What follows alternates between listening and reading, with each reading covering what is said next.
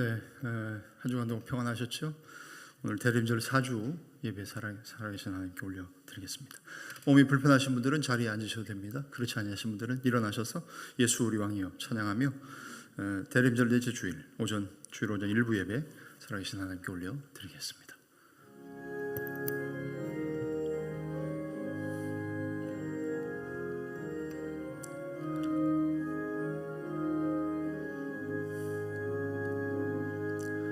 예수 우리 왕이여 이곳에 오셔서 우리가 왕께 드리는 영광을 받아 주소서. 우리는 주님의 주님은 우리 왕이라. 왕이신 예수님 오셔서 좌정하사 다스리소서. 예수 우리 주시여 이곳에 오셔서 우리가 주께 드리는 찬양을 받아 주소서. 우리는 주님의 종들, 주님은 우리 주시라. 주 대신 예수님 오셔서 이 찬양을 받아 주소서. 주의 오른쪽에 있는 자 곧 주를 위하여 힘있게 하신 이 인자에게 주의 손을 얹으소서.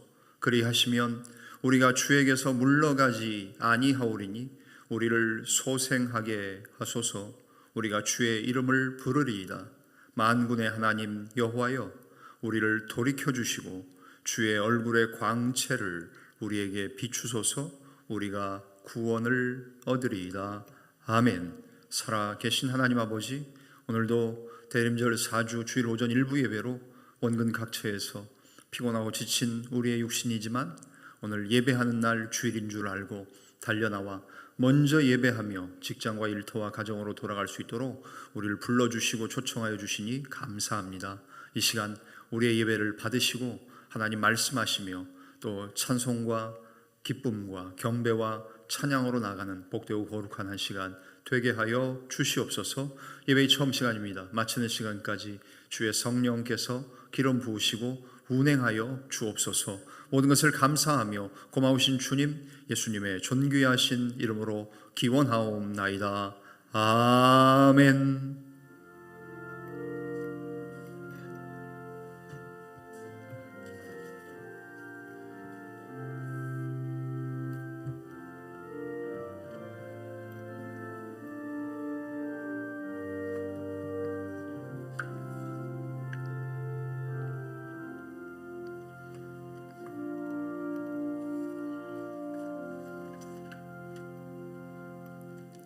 사도신경으로 신앙 고백 하시겠습니다. 전능하사 천지를 만드신 하나님 아버지를 내가 믿사오며 그 외아들 우리 주 예수 그리스도를 믿사오니 이는 성령으로 잉태하사 동정녀 마리아에게 나시고 본디오 빌라도에게 고난을 받으사 십자가에 못 박혀 죽으시고 장사한 지 사흘 만에 죽은 자 가운데서 다시 살아나시며 하늘에 오르사 전능하신 하나님 우편에 앉아 계시다가 저리로서 산 자와 죽은 자를 심판하러 오시리라. 성령을 믿사오며 거룩한 공회와 성도가 서로 교통하는 것과 죄를 사하여 주시는 것과 몸이 다시 사는 것과 영원히 사는 것을 믿사옵나이다. 아멘.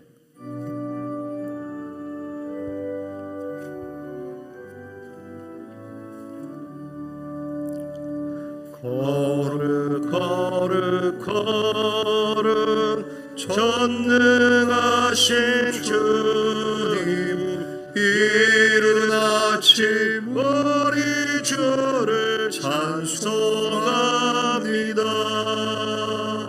거룩 거룩 거룩 자비하신 주님, 성삼위일체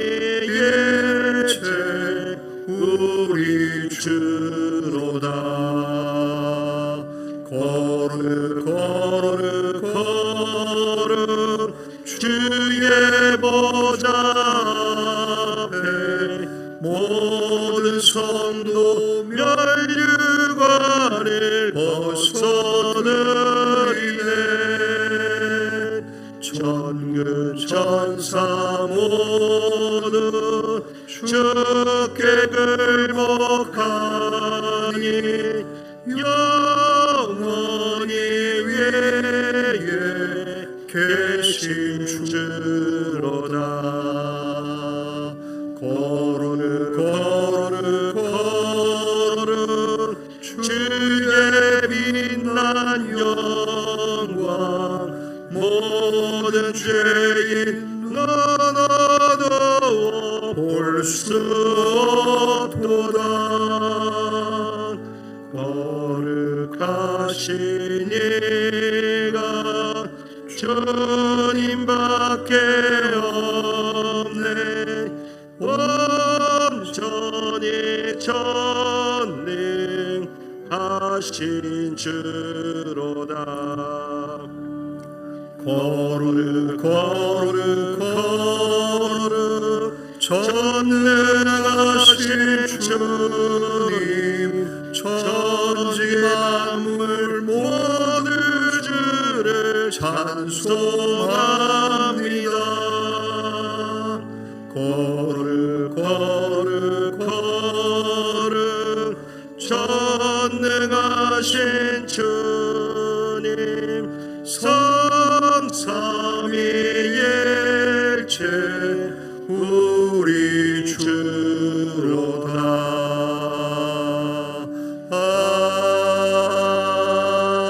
아멘. 다 같이 자리에 앉으시겠습니다.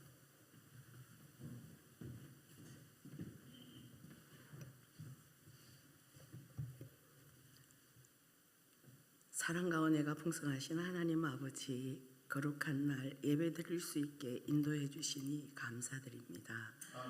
한 해 동안 시냇가에 심은 나무가 철을 따라 열매 맺으며 그 잎사귀가 마르지 아니함 같으니 그가 하는 모든 일이 다 형통하리라는 말씀처럼 우리를 눈동자같이 지키시고 보호하시며 형통의 삶으로 인도해 주신 하나님께 감사를 드립니다. 어느 것 하나 쉬이 지나가는 일이 없고 내 생각대로 내 마음대로 되는 일이 없음에도 내가 무언가를 하려는 이루려는 마음을 쉽게 내려놓지 못하는 어리석음과 미련함을 깨닫는 지혜를 주시고 그런 우리의 모습들을 용서하여 주시옵소서. 하나님 아버지, 우리를 둘러싼 국제 정세와 정치, 경제, 사회적 세대 간 갈등과 어려움을 간구함으로 이겨나가는 나라 되게, 국민 되게, 위정자들이 되게 도와주시옵소서. 무탈한 날들에도, 아프고 상처받고 근심 걱정에 쌓인 날들에도 우리는 아버지의 뜻을 따라 항상 기도하고 기뻐하고 범사에 감사하는 예배자로 살게 하심도 감사합니다. 두드림 교회가 처음으로 새일의 새벽 기도회가 내일부터 시작됩니다.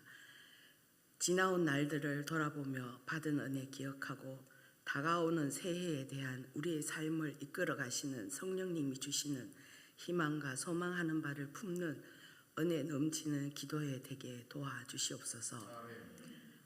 하나님이 우리를 사랑하사 독생자 예수님을 이 땅에 보내실 때 낮고 천한 마국간 구유에 누이시게 하셨고 가장 높은 사랑을 보여주신 예수님의 삶을 기억하며 나눔과 섬김이 있는 크리스마스 되길 원합니다. 오늘도 우리의 영적 성장을 위해 말씀 전하시는 목사님께 성령의 기름 부으심을 다하사 생명의 능력의 말씀 되게 하시며 찬양대의 영미로운 찬양을 받으시고 예배를 위한 보이지 않는 손길들의 수고를 기억하여 주시며 또 새롭게 저희 교회에 안지의 전도사님을 보내주신 것 감사합니다. 새해 새롭게 출발하게 하시고 새로운 변화를 하나님 기대해 봅니다. 이 모든 말씀 예수님의 이름으로 감사하며 기도드립니다.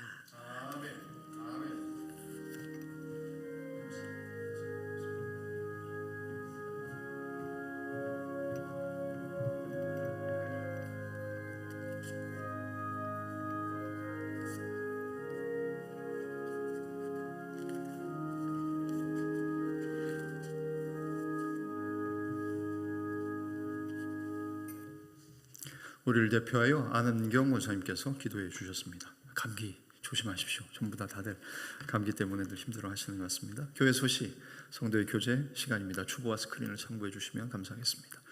권사님 기도하신 대로 내일부터 2026년 새해를 맞이해서 새일의 아침 기도회 37이 21일이어서 원래 21일 기도회지만 저희가 주일을 안 하고요. 또 중간에 성탄절 아침에 또 새해 1월 1일 아침에는 송구영 전날에 크리스마스 이브 예배 또 송구영신 예배 때문에 두 날 빠지고요. 주일 빼고 해보니까 16일밖에 안 돼요. 여러분 21일 다 안 나오셔도 되고요. 21일 안 나오셔도 되고 16일만 나오시면 되니까 뭐 나오실 수 있겠죠. 그래서 우리 월요일부터 금요일까지 우리가 아침에 6시에 하고요. 토요일 날은 7시에 하고 있습니다. 21일의 기적이라고 했지만 저희 16일만 하늘로부터 땅끝까지 사도행전 1장 8절 주제 가지고 새일의 기도회 내일부터 시작합니다. 예결산위원회 모인다고 광고 드리고요. 성경 퀴즈 우수자 오늘 시상 잠시 뒤에 하겠습니다. 2026년 달력을 대전 극동방송에서 좀 기증을 받았습니다. 그래서 가서 제가 좀 120부 받아갖고 왔습니다. 그래서 혹시 달력 필요하시면 요즘 경기가 안 좋을수록 달력 구하기가 어렵습니다. 농협도 보니까 달력 소진 들어오지 말라는 거예요. 달력 구하러 오는 고객들 오지 말라고 막 그러는데 금융기관들도 요새 경기가 어려워서 달력이 많이 안 찍는 것 같습니다. 극동방송 달력 120부니까 여러분들 한 부씩은 가져가시고 혹시 뭐 또 필요하신 분은 뭐 나중에 다 가지고 난 다음에 남으면 그때 가서 한 부씩 더 가져가셔도 될 겁니다. 처음부터 두 부를 가져가시면 모자르겠죠. 그러니까 한 부씩만 먼저 가져가시면 되겠습니다. 성탄 전야 예배 칸타타 계속 광고 드립니다. 24일 저녁 8시 성탄 추가 감사 예배 25일 성탄절 당일 오전 1부 9시 오전 2부 11시 예배 드립니다. 송구영신 예배 31일 수요일 저녁 10시 직장 끝나시고 오신 분들 여유있게 10시 이렇게 잡았습니다. 아마 오시면 뭐 식사 대용으로 뭐 조금이라도 뭐 다과할 수 있는 것들을 교회가 늘 송구영신 예배 때 이렇게 준비하시는 것 같으니까 그렇다고 너무 큰 기대하셔서 저녁까지 안 먹고 오시지 마시고 저녁을 못 드시는 거는 이해합니다. 그러나 간단하게 요기하시고 오셔서 또 간식하고 다과하면 좋겠습니다. 예결산 공동위원회 공동의회가 1월 첫째 주일에 25년 결산 26년 예산을 위한 공동의회로 모이겠습니다. 여러분들께서 예배 끝나고 시간을 좀 내주시면 감사하겠습니다.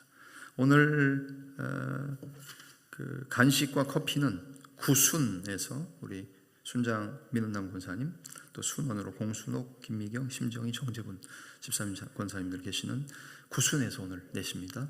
그래서 커피와 핫도그 걸로 알아요? 핫도그 오랜만에 또 핫도그 드시고 가시면 쿠키도 누가 제공을 하셨어요? 송가은 권사님 어머님이 파티시라고 뭐 주기적으로 아마 주셨었나 봐요.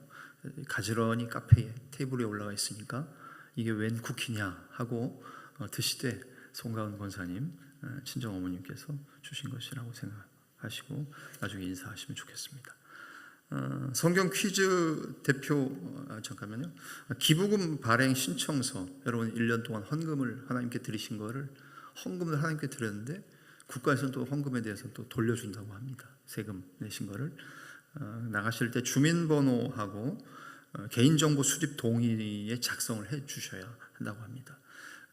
국세청에서 종교시설 기부금에 대해서 신뢰를 못하기 때문에 점점 강화되고 있습니다.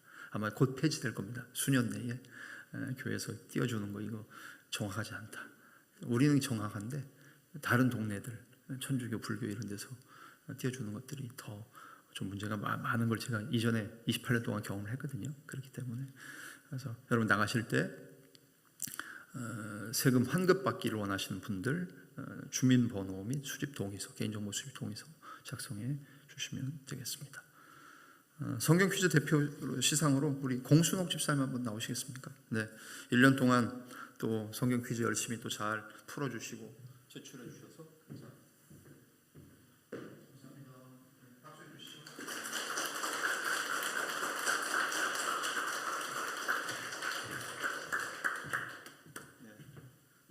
주보에 명단 25분 있으시니까 다 끝나고 사무실에 들리셔서 하나씩 이렇게 봉투에 들은 거 받아가시면 되시겠습니다. 교회 홈페이지 한번 들어보시면 내년도 성경 읽기에 대한 광고가 올라가 있습니다.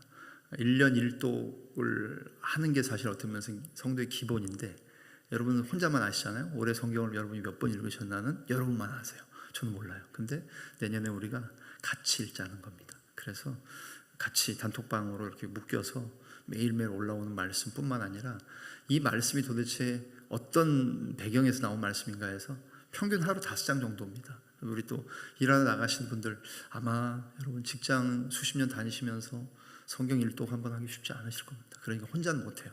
그러니까 저희가 함께하면 할 수 있습니다. 그렇기 때문에 교회 홈페이지 들어보시면 내비 따라 성경 읽기, 내비게이션을 따라 우리 길을 가는 것처럼 안내를 잘 해드리겠습니다. 그래서 내년에 성경 일독 한번 안 하신 분들은 한번 기본 이상, 일독 이상 할 수 있는 시간 있으니까 교회 홈페이지 보시고 내일 모레 화요일날 전교회 문자 나갈 겁니다. 거기 작성해 주셔서 링크로 보내시면 저희들이 신청받는 걸로 하고 순별로 묶어서 거의 순 중심으로 해서 그 안에서 오늘 일독, 완독 읽었습니다. 1일차, 2일차 그래서 그 광고 나중에 교회 홈페이지 보시면 되시겠습니다. 나머지 광고 주보와 교회 홈페이지 참조해 주시면 되겠습니다.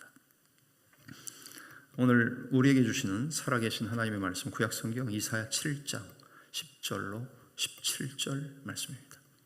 제가 가진 책 구약 975쪽 전후에 있습니다.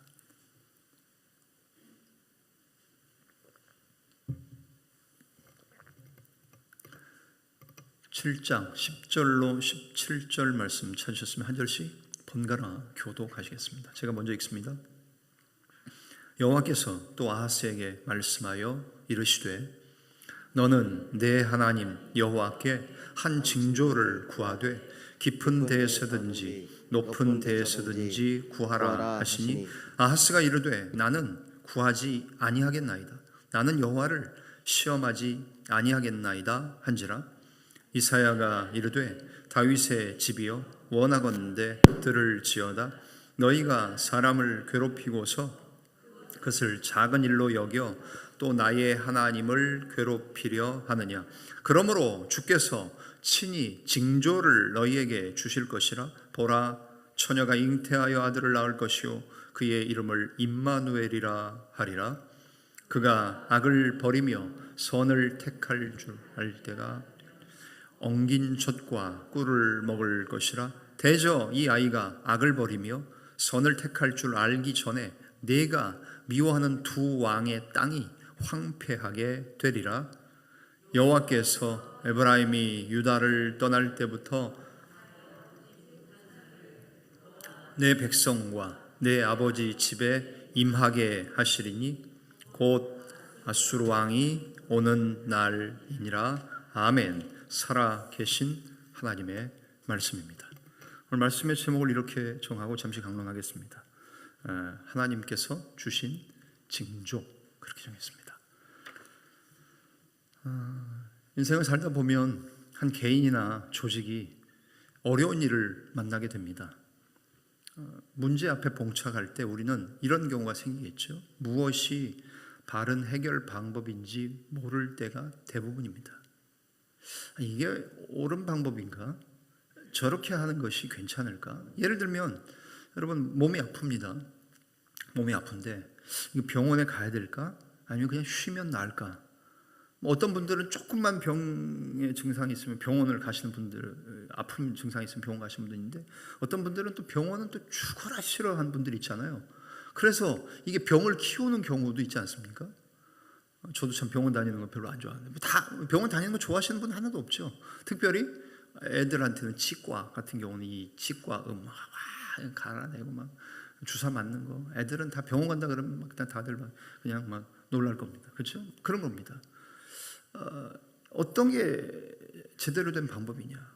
병원 가서 사실 의사 진찰을 받고 조언을 따르는 것 그것이 제일 중요한데 그 아이 더 안 오셔도 돼요. 이런 말이 나오거나 아니면 계속 오셔야 됩니다. 당분간 치료를 받으셔야 됩니다. 이걸 받아야 되는 거 아닙니까? 근데 이제 내가 판단하지 않습니까? 그냥 쉴까?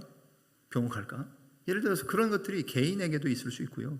또 한 조직도 어려움에 봉착할 때 무엇이 바른 해결 방법인지 모를 때가 있을 겁니다. 뿐만 아니라 우리 신앙생활을 하면서는 어떤 어려움이 있습니까? 믿음과 현실 사이에 긴장이 있다는 겁니다. 항상 믿음은 당연히 이렇게 이 상황에서는 이렇게 하는 거예요. 말씀 보고 기도하고 교회 나가고 성도들과 교제하고 봉사하고 해야 되는데 여러분 현실은 어떻습니까? 그렇지 못한 경우 많이 있죠. 그래서 이 믿음과 현실 사이에서 결국 갈등하다가 실패하는 경험이 얼마나 많으십니까? 그런 일들이 여태까지 우리 인생 살면서 숱하게 그런 일들이 아마 있으셨으리라고 생각됩니다. 오늘 본문은 그런 면에서 두 가지를 다 볼 수 있는 내용의 본문입니다. 무엇이 바른 해결 방법인지 모르고 있는 한 사람이 등장합니다. 그리고 그 사람은 믿음과 현실 사이에서 갈팡질팡하는 그 모습을 우리에게 보여주고 있는 사람입니다. 누구냐면 바로 유다의 왕 아하스라는 왕입니다. 그러면 지도 한 장을 통해서 오늘 배경을 좀 이해하시고 들어오시는 것이 좋을 것 같습니다. 뒤에 계신 분들은 잘 안 보이실지 모르겠습니다만 이렇게 제가 십자가 표시를 하나 이렇게 삽입을 하나 했는데요. 그 밑에 보시면 이제 이스라엘 있고요. 그 위에는 아람, 수리아라는 나라 두 나라가 연합해서 위쪽에 더 위쪽에 제일 쪽 꼭대기에 있는 아수르 세계사에 나온 아시리아로 나오죠. 이 아시리아라는 나라가 점점 팽창해지고 거대해지기 시작했어요. 저기 노란색 아시리아가 다 그 나라예요. 그래서 화살표가 막 나가가지고 계속 다른 나라들을 공격하고 침략해서 막 뺏어오고 하는 그런 일들을 하던 나라가 당시 BC 8세기, 7세기에 아수르라는 나라입니다. 저 강대한 나라를 대적하기 위해서 그 밑에 있는 조그만 나라들인 아람 나라, 수리아라고도 번역되어 있죠. 성경에. 수리아라는 나라와 북왕국 이스라엘이 연합했어요. 연합해가지고 하니까 아수르라는 나라를 두 나라가 연합해서 싸워보려고 하니까 힘이 붙여요. 그러니까 밑에 있는 남유다, 이스라엘이 남왕국 북왕국으로 우리나라 북한 남한 나뉜 것처럼 나뉘었잖아요. 이 남쪽의 유다에게 야 우리하고 같이 하자 그랬는데 유다가 그걸 원하지 않았어요. 그러니까 이 수리아 아람 나라와 북왕국 이스라엘이 아수르를 대적하기 위해서 유다하고 같이 함께 하자고 했는데 유다가 같이 안 하니까 유다를 공격하러 들어오기 직전의 상황입니다. 그때 남유다는 두 나라의 연합군을 막아내기 위해서는 어떻게 해야 돼요? 저 두 나라의 적인 그 적은 내 친구가 될 수 있다는 생각을 한 거예요. 그래서 아수르라는 나라를 의지하고 신뢰해서 그 나라를 어떻게 힘을 좀 끌어와 보려고 생각을 하게 됩니다. 왜냐하면 적의 적은 나하고는 동지가 될 수 있다는 사자성어 EJ라는 말 있는 것처럼 그런 생각을 가졌기 때문입니다. 여러분 보십시오. 어떻게 보면 굉장히 현실적인 또 합리적인 판단인 것처럼 보이죠. 두 나라가 자기를 공격할 때 나는 이 두 나라의 적인 아수르라는 나라, 더 강대한 나라를 의지하고 여기하고 연합하면 이 두 나라를 막아낼 수 있지 않겠습니까? 여러분 현실적으로 볼 때는 굉장히 합리적입니다. 내 힘이 부족하면 누구하고는 의지해야 되는 거 아니에요? 그런 상황 가운데에 유다 왕, 남유다의 왕인 아하스는 그 생각을 해내고 있는 상황이었습니다. 그런데 이런 상황 가운데에 하나님께서 오늘 본문이 이사야 선지자 아닙니까? 이사야 선지자에게 너 아하스 왕에 가서 내 뜻을 전해라 라고 하신 말씀이 뭡니까? 하나님께서 아하스 왕에게 하신 말씀이 뭡니까? 징조를 구해라 라고 말씀하세요. 너 아하스 왕 너 나 여호와에게 징조를 구해라. 그렇게라도 해서 내 하나님이 너의 하나님 나 여호와가 능력이고 힘이고 구원이라는 사실을 확신했으면 하는 바람으로 하나님은 아하스 왕에게 징조를 구하라고 말씀하십니다. 10절 한번 11절 본문 말씀 다시 한번 보실까요? 자, 본문 한번 띄워주십시오. 10절과 11절입니다. 같이 읽겠습니다. 시작. 여호와께서 또 아하스에게 말씀하여 이르시되 너는 네 하나님 여호와께 한 징조를 구하되 깊은 데에서든지 높은 데에서든지 구하라 하시니 아멘. 자, 두 나라가 침략하려고 하니까 아하스가 얼마나 두려웠겠습니까? 이 아하스와 남유다 백성들은 크게 동요했습니다. 마치 사시나무 떨듯이 떨었습니다. 그때 이사야에게 하나님 주신 말씀 뭡니까? 너 가서 아하스를 만나라. 내 말을 듣고 나 여호와의 말을 듣고 진정해라. 두려워하지 마라. 그 두 나라, 야 유다 너희들에게는 불에 다 탄 막대기에 불과하니까 신경 쓰지 마라. 걱정하지 마라. 두려워할 이유가 없다. 그들은 아무것도 아니다.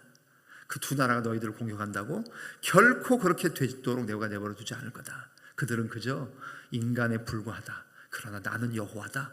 이 이야기를 하나님은 이사야를 보내서 아하스에게 하라고 말씀하세요. 그리고는 하나님이 아하스에게 다시 한 말씀이 뭐예요? 너 나 여호와에게 표징을 구해라. 징조를 구해라. 무엇이든지 구해라. 좀 통 좀 크게 구해봐라. 하늘의 달이라도 구해라. 그럼 내가 주겠다. 하나님 그렇게 말씀하세요. 근데 하나님이 그렇게까지 막 그냥 징조를 구해라라고 하나님이 먼저 말씀을 전하셨는데 유다 왕 아하스는 뭐라고 대답합니까? 12절 한번 보실까요? 아하스의 대답을 한번 잘 같이 한번 읽어보실까요? 시작. 아하스가 이르되 나는 구하지 아니하겠나이다. 나는 여호와를 시험하지 아니하겠나이다 한지라. 아멘. 여러분 보세요. 아하스가 뭐라 그래요? 하나님이 야 너 나한테 징조 구해. 나한테 도움을 요청해. 내가 너의 구원이고 힘이야. 그거 믿음의 표적을 달라고 사인을 좀 달라고 징조 구해. 그렇게 말씀하셨는데 아하스가 뭐라 그래요? 아닙니다. 하나님 전 하나님께 그런 요구하지 않을 겁니다. 이런 말이에요. 얼핏 보면 되게 믿음 좋은 것 같죠? 아유 제가 어떻게 하나님을 테스트합니까? 어떻게 하나님을 시험합니까? 그럴 수 없습니다. 하나님 징조 같은 거 안 구해도 됩니다. 뭐가 뭐 믿는 구석이 있는가 봐요? 아하스 왕이 믿었던 믿는 구석은 뭐예요? 하나님이 아니라 저 위쪽에 있었던 아까 지도에 보셨던 아시리아라는 나라를 굉장히 강력하게 의지했고 아시리아라는 나라, 아수르라는 나라로부터 도움을 얻을 거기 때문에 언뜻 보면 대단히 믿음이 좋은 이야기처럼 들리지만 하나님을 시험하지 테스트하지 않겠다. 굉장히 경건한 말처럼 보이지만 이미 아하스 왕은 아수르 군대를 부르기로 그들과 연합하기로 마음을 먹었기 때문에 하나님께 묻거나 기도할 생각이 전혀 없었다는 이야기입니다. 여러분 우리 신앙생활도 한번 좀 보십시오. 가끔씩 여러분들 주변 분들에게 자기야 내가 기도해 줄게. 기도 제목 나한테 알려줘. 그러는데 혹시 그 사람이 됐어요 집사님 권사님 됐어요 이렇게 말하면 되게 믿음 좋은 것처럼 보이고 이제 굳이 기도 안 해주셔도 돼요 막 이렇게 얘기해요. 근데 사실 그 배경에는 뭐가 있는 거예요? 나 별로 하나님 의지 안 하고도 그 다음에 내가 의지하는 거 내가 신뢰하는 거 다른 게 있어. 든든한 백이 또 있어. 당신이 기도 안 해줘도 돼. 이런 이야기하고 비슷한 이야기 아닐까요? 마치 아하스 왕이 경건한 척 행세했지만 자신의 결정을 합리화하고 있었다는 겁니다. 즉 이사야의 말, 즉 하나님의 말씀을 따르는 건 믿음이지만 현실에서는 어떻습니까? 염려와 근심, 불안한 상황에 우리가 몰릴 때 하나님만 믿고 의연하게 버티는 일, 그 일을 해야 되는데 그러지 못하고 실패하고 실수하는 일들이 부지기수 아닙니까? 우리가 살아오는 나이만큼, 연수만큼 하나님을 신뢰하고 하나님을 의지해야 되는 게 아니라 그런 상황에서 현실과 믿음 사이에서 갈등하되 어느 편을 선택하는 경우가 더 많습니까? 믿음을 선택하기보다는 합리적이고 현실적인 일들을 더 많이 선택했던 일들은 없으십니까? 하나님은 아하스 왕에게 징조를 구하라고 말씀하셨습니다. 근데 거부하는 거예요. 됐습니다. 하나님 그런 요구 저는 하지 않을 겁니다. 믿음 좋은 얘기가 아니고 오히려 이것은 반대로 얘기하면 불신앙의 태도이지요. 하나님을 향해서는 불신앙이고 아수르를 의지하고 아수르를 믿는 행동이었지요. 그러자 이사야가 하나님의 말씀을 아하스에게 13절부터 17절에 전하는 말씀이 뭡니까? 다윗 왕실인 아하스 왕이요, 잘 들으십시오. 당신은 소심함과 위선에 불과한 경건으로 당신의 백성 유다 백성들을 지치게 만들었고 그것으로도 모자라서 이제는 여호와 하나님까지 지치시게 만들고 있습니다. 그러나 어떻게 하실 겁니까? 우리가 오늘 본문의 핵심의 말씀은 바로 14절 말씀이지요. 한번 보실까요? 14절 유명한 말씀이죠. 오늘의 본문의 주제죠. 14절 같이 읽겠습니다. 시작. 그러므로 주께서 친히 징조를 너희에게 주실 것이라. 보라, 처녀가 잉태하여 아들을 낳을 것이요 그의 이름을 임마누엘이라 하리라. 아멘. 14절의 말씀은요, 기독교 신앙에 있어서 굉장히 유명한 말씀입니다. 무슨 말씀이세요? 주께서, 하나님께서 아하스에게 징조를 나한테 구해라라고 말까지 말씀하셨는데 아하스가 구하지 않아요. 그러니까 하나님이 어떻게 하세요? 하나님 주님께서 친히 내 편에서 네가 구하지 않아도 징조를 내가 너에게 보여주겠다라고 말씀하세요. 그 징조가 뭐예요? 처녀가 잉태하여, 14절 다시요. 처녀가 잉태하여 아들을 낳을 그 징조를 하나님께서 보여주시고 그 아들의 이름이 뭐예요? 임마누엘이라고 부를 아들이 태어날 것이다 라는 것이 하나님의 징조였습니다. 자, 주님께서 친히 너희에게 표징 하나를 주실 것이다. 두고 봐라. 처녀인 한 소녀가 잉태하게 될 거다. 그녀는 아들을 낳고 그의 이름을 임마누엘, 즉 하나님이 우리와 함께 계신다라고 할 것이다. 여러분 이 상황을 잘 따라오고 계시죠? 아하스 왕에게 징조를 구하라고 하나님이 선택권을 주셨는데 아하스는 마치 믿음이 있는 것처럼 그러나 실상은 하나님을 믿지 않고 아수르를 의지했기 때문에 하나님께 그런 거 하지 않겠다. 이런 교만이 어디 있어요? 그럼에도 불구하고 하나님 거절하지 않으시고 어떻게 하세요? 내가 친히 징조를 너에게 주겠다라고 말씀하세요. 그 징조는 뭐예요? 처녀가 잉태하여 아들을 낳을 것이고 그 아들의 이름을 임마누엘이라 하리라. 여러분 친히 징조를 주신 하나님, 처녀가 잉태하여 아들을 낳고 그 아들의 이름을 임마누엘, 즉 하나님이 우리와 함께 하신다라는 뜻의 아들의 이름을 붙이게 될 것이라고 말씀합니다. 좀 깊이 들어가면 여러분이 깊이 아실 필요가 있을지 없을지는 모르겠지만 그래도 성경 상식, 신앙 상식으로 보시면 원래의 구약에서 했던 히브리어라는 단어로 보면 여기 처녀라는 말의 원래의 뜻은 사실은 그냥 젊은 여자입니다. 결혼을 한 여자도 젊은 여자가 있을 수 있죠. 근데 꼭 처녀가 아닌 단어를 사용하고 있습니다. 젊은 여자, 곧 혼인 정년기의 여인, 가임할 수 있는, 임신할 수 있는 여인을 말해요. 근데 이 성경의 원어가 신약 시대에 번역이 되면서 히브리어, 구약의 히브리어가 헬라어로 번역이 되면서 70인역에서 단어를 처녀라는 단어로 번역하는 사람들이 바꿔간 거예요. 그래서 여기 동정녀 탄생을 계속 얘기를 하는데 원래 원문은 젊은 여자, 곧 혼인 정년기의 여인, 임신할 수 있는 여인이란 뜻이에요. 잘 생각해 보십시오. 여러분 만약에 이때에 한 여자가 실제 임신했습니다. 그리고 아들을 낳았어요. 그리고 그 아들의 이름을 임마누엘로 붙였던 아들이 분명히 그때 있었다는 겁니다. 주석학자나 신학자들에 의하면 아하스 왕이 하나님께 징조를 구했어야 되는데 구하지 않았잖아요. 근데 하나님 편에서 징조를 주시겠다 그랬잖아요. 그 주신 것을 아하스는 봤어야 되지 않겠습니까?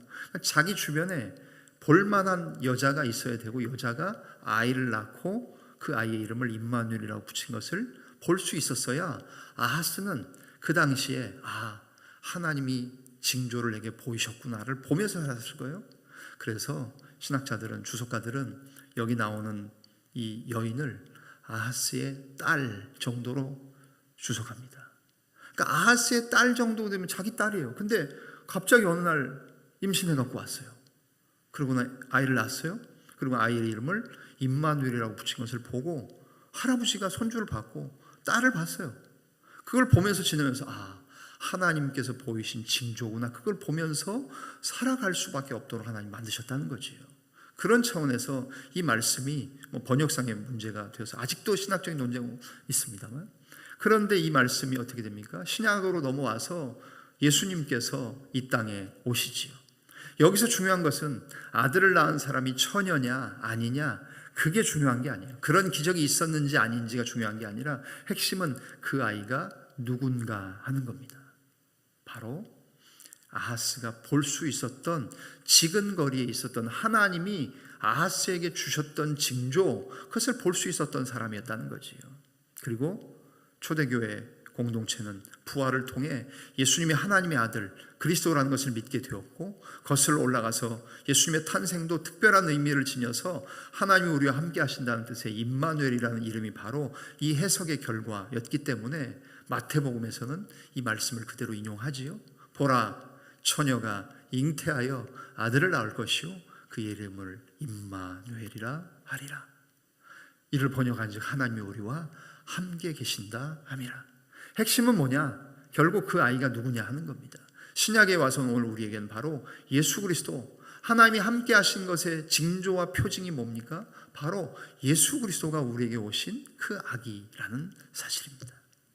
여러분, 우리는 이 징조에 대한 얘기를 하면서 좀 한 명을 좀 생각해야 될 사람이 있다고 전 생각이 되는데, 누구냐면 기드온입니다. 기드온을 아십니까? 제가 준비한 사파를 보시면 기드온은 양털로 징조를 구합니다. 사사기 6장에 보면 아시죠? 그 당시 미디안이라는 나라가 이스라엘을 계속 침략해 들어와요.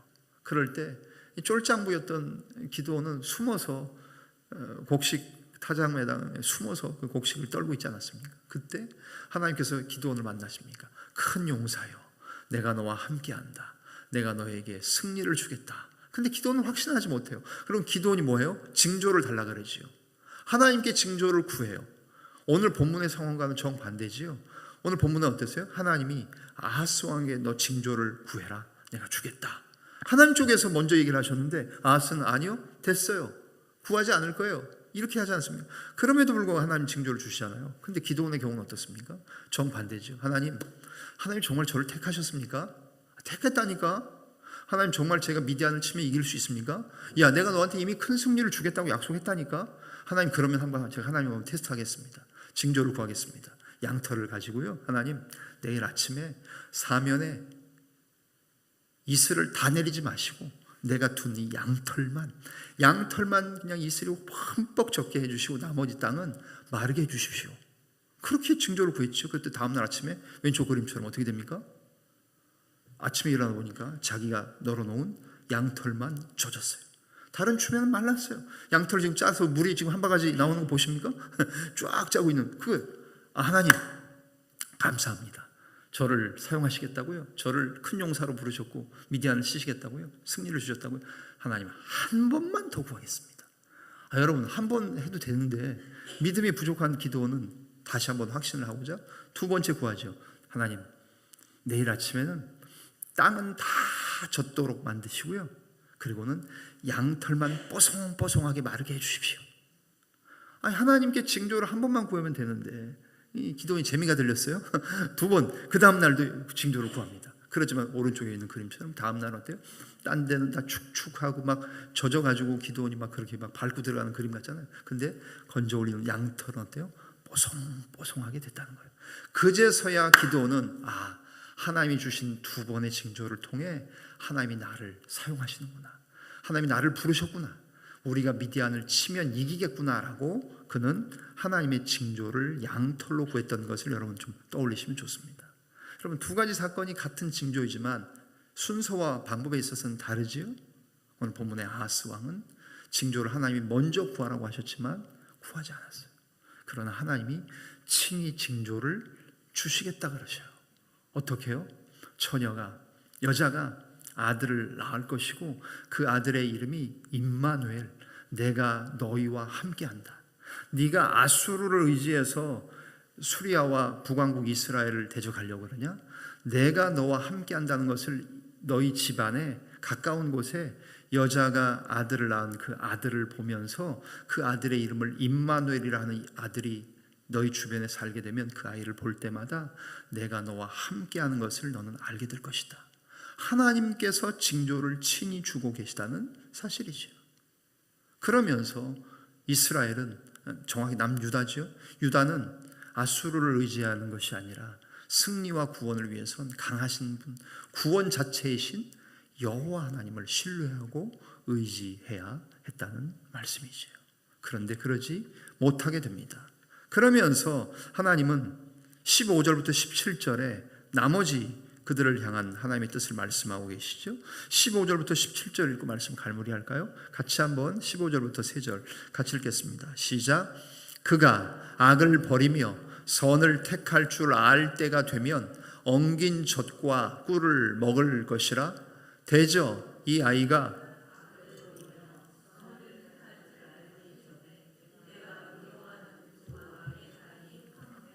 되리라. 17절. 여호와께서 에브라임이 유다를 떠날 때부터 당하여 보지 못한 날을 너와 내 백성과 내 아버지 집에 임하게 하시리니 곧 아수르 왕이 오는 날이니라. 아멘. 무슨 얘기까지 하고 계세요? 한 여자가 잉태하여 남자 아들을 낳을 것이고 그 아들을 임마누엘이라고 하는 아들이 자라나는 걸 볼 거다. 그리고는 그가 12살 정도 될 때, 선과 악을 구분할 줄 하게 될 때, 그때 어떤 일이 벌어질 것인가를 말씀하시는 거예요. 그러면서 그 아이가 그렇게 장성해서 12살 정도 될 때 네가 미워하는 두 왕, 누구예요? 북왕국 이스라엘과 시리아, 아랍 나라, 그죠?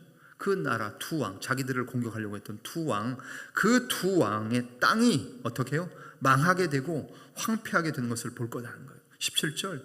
여호와께서 북왕국 이스라엘이 너희 남왕국 유다를 떠날 때부터 당하여 보지 못한 날을 너와 내 백성과 내 아버지 집에 임하게 하시리니 곧 아수르 왕이 오는 날이니라. 이 말씀 뭐예요?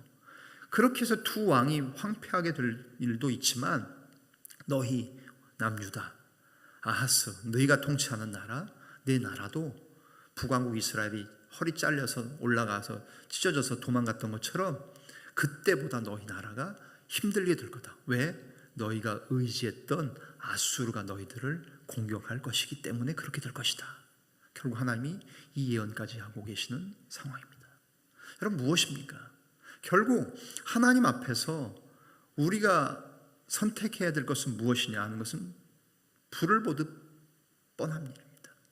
위기의 역사 속에서 아하스 왕과 같이 하나님을 의지하지도 않고 강대국을 의지하는 거 우리 일상 가운데에 흔한 일입니다. 비일비재합니다.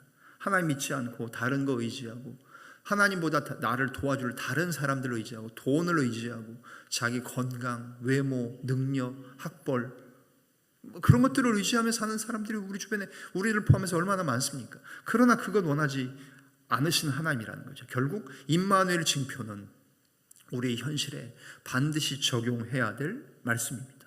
왜요? 징조를 구하는 것조차 거부하고 있는 아하스에게 임마누엘의 징표를 보여주신 하나님, 이것은 무엇입니까? 어떤 상황에서도 하나님은 함께해 주시겠다는 약속입니다. 그래서 임마누엘이 누군가의 문제이기보다는 위기의 역사 속에서 하나님께서 임마누엘의 약속을 하셨다는 것, 어떤 상황이든지 하나님은 우리와 함께 하신다. 이것이 오늘 아하스에게 주어진 메시지처럼 오늘을 살고 있는 우리에게도 주시고 계신 하나님의 분명한 음성이라는 거지요. 어떤 상황이든지 나 너하고 함께한다. 내가 너와 함께하고 너의 힘이고 내가 너의 구원이다. 그것을 말씀하시는 거지요. 여러분, 오늘 대림절 4주입니다. 마지막이죠. 촛불을 오늘 4개 밝혔습니다. 앞에, 그죠? 여러분, 대림절 초 지난 4주 동안 밝히면서 첫 번째는 희망, hope, 두 번째는 평화, peace, 세 번째 지난주는 기쁨과 희열과, 그렇죠? 기쁨의 초, joy, rejoice, 그랬죠? 오늘은 뭐냐면 사랑의 초예요. 네 번째 불을 밝힌 초의 네 번째 초의 의미는 사랑의 초예요. 제가 이 사랑의 초와 오늘 본문 말씀을 연관시켜 보니까 하나님 어떤 분이세요? 징조를 구하라고 했는데 구하지 않으면 저 같으면 좀 화나고 뿔딱지 날 것 같아요. 이 자식이 구하라는데 구하지도 않아? 아버지가 아들에게 야, 나 아버지한테 돈 좀 달라 그래봐. 아, 됐어요 아버지. 아버지도 돈 좀 있겠어요. 뭐 예를 들어서 나를 무시하네 저 자식이. 우리 아들이 예를 들어서 예? 기분 나쁠 것 같아요. 육신의 아버지는 기분 나쁠지 몰라도 하나님 아버지는 어떤 분이세요?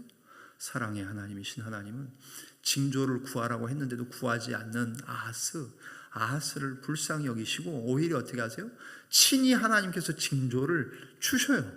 내가 너에게 여인이 아들을 낳아 임마누엘이라는 아들을 보여주겠다. 그것을 통해서 그럼에도 불구하고 내가 너와 함께한다. 너희들이 아시리아의 침입을 받고 두 왕들은 황폐하고 황무하게 되는 일을 내가 하겠지만 그럼에도 불구하고 나는 너의 여호와 함께하는 임마누엘 여호와다. 그것을 말씀하시는 거지요. 그 하나님은 어떤 하나님이십니까? 사랑의 하나님이시죠. 우리를 사랑하여 떠나지 아니하시고 보라 내가 너희와 세상 끝날까지 영원히 함께하겠다고 하신 주님, 임마누엘로 약속하신 하나님, 우리가 어디에 있든지 어떤 상황이든지 어떤 순간이든지 간에 결코 하나님 우리를 실어버리거나 떠나지 아니시고 우리와 함께 하시겠다는 임마누엘의 하나님이야말로 사랑의 하나님이 아니면 무엇이겠습니까? 그런 차원에서 오늘 본문의 말씀 결론입니다.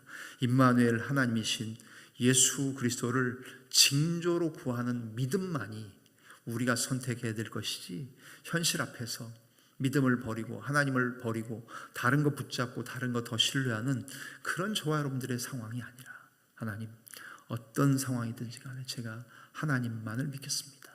하나님이 우리와 함께 하시는 임마누엘 하나님 되십니다. 우리를 사랑하시고 하나님이 구원이시며 하나님이 힘이시며 하나님이 능력이십니다라고 사랑의 대림절 4주를 보내며 성탄절인 25일을 또한 맞이하시는 저와 여러분들, 우리 사랑하는 두드림의 자매님들과 형제님들 다 되시기를 주님의 이름으로 간절히 축원합니다. 기도하시겠습니다. 살아계신 하나님 감사합니다. 믿음의 징조를 구하지 않아도 친히 사랑으로 징조를 주신 하나님 아버지, 위기의 상황 속에서도 하나님께서는 임마누엘 함께 하신다는 약속을 하시는 사랑의 하나님이십니다. 눈에 보이는 강함과 도움과 사람들, 돈이나 권력을 의지할 것이 아니라 임마누엘 하나님을 끝까지 신뢰하는 것, 이것이 우리가 선택할 유일한 길임을 알게 하셔서 우리가 날마다 임마누엘의 신앙을 가지고 사는 복된 우리 두드림의 자매와 형제들 되게 하여 주시옵소서. 모든 것을 감사하며 축복하며 예수님의 이름으로 기도합니다. 아멘. 다 같이 일어나셔서 결단 찬송하고 축도하고 예배 마치겠습니다.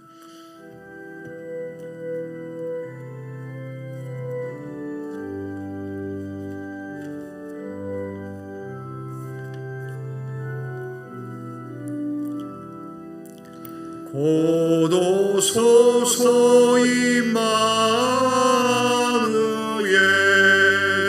오 구하소서 이스라엘. 그 포로 생활 고달파 메시아 기다립니다. 기뻐하라 이스라엘, 고도시리 오 임마누엘. 고도소서 지혜의 주, 온 만물 질서 주시고 잠진리의 길 보이사 갈 길을 인도하소서. 기뻐하라 이스라엘, 고도시리 오 임마누엘. 고도소서 소망의 주, 만 백성 한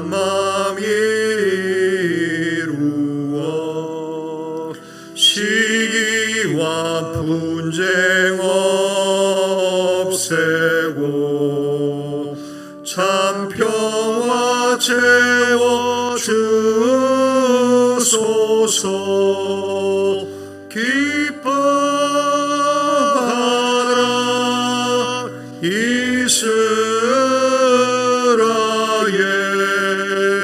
곧 오시리오 임마누엘. 아멘.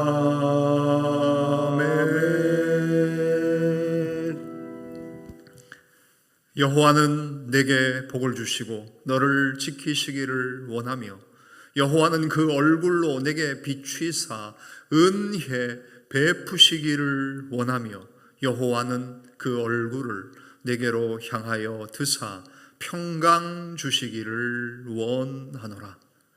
이제는 우리 주 예수 그리스도의 놀라우신 은혜와 하나님 우리 아버지의 끝없으신 사랑하심과 성령 하나님의 위로, 교통, 보호, 충만케 하시는 교통 역사하심이 친히 우리에게 징조를 주시는 사랑의 하나님, 그 하나님께서 인내하시며 사랑하신 그 하나님이 임마누엘로 우리와 함께 하시며 우리의 구원이시며 우리의 능력이시고 힘이시라는 것을 지금도 우리에게 말씀하시는 그 음성 들어 이번 한 주간도 하나님의 능력을 힘입어 살아나가며 임마누엘 하나님과 동행하며 우리에게 오신 예수 그리스도가 임마누엘이심을 기억함으로 날마다 승리하며 기쁨의 성탄을 맞이하기를 소망하는 우리 사랑하는 두드림의 모든 자매와 형제들 머리머리 위에 하나님 사랑하시는 대한민국 조국과 하나 된 교회 위에 이제로부터 영원토록 함께 있을지어다. 아멘.